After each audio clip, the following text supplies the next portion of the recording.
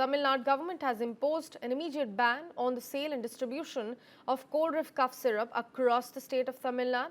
This follows the tragedy in which a harmful cough syrup allegedly claimed the lives of 12 innocent children in Madhya Pradesh and Rajasthan linked to the consumption of this medicine.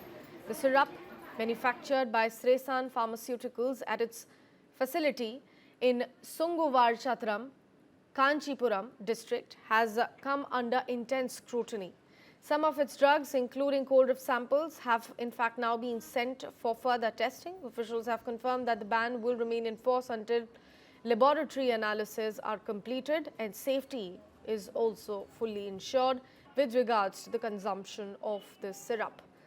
Deputy Director of Drugs Control S. Guru Bharati said all the drug inspectors have been directed to remove the product from retail shelves and prevent further sales until further orders.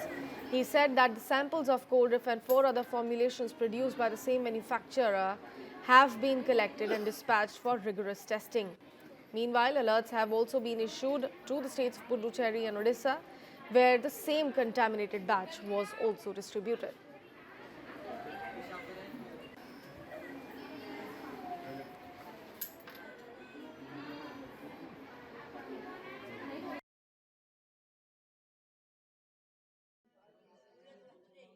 Case of the consumption of injurious and contaminated cough syrup, the Tamil Nadu government has now imposed an immediate ban on the sale and distribution of Coldrif cough syrup across the state.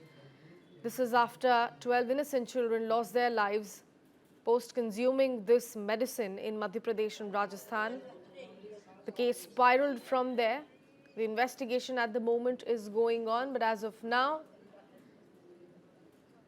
couple of other states have also been advised to take this syrup off the shelves because of the same contaminated batch being also distributed there.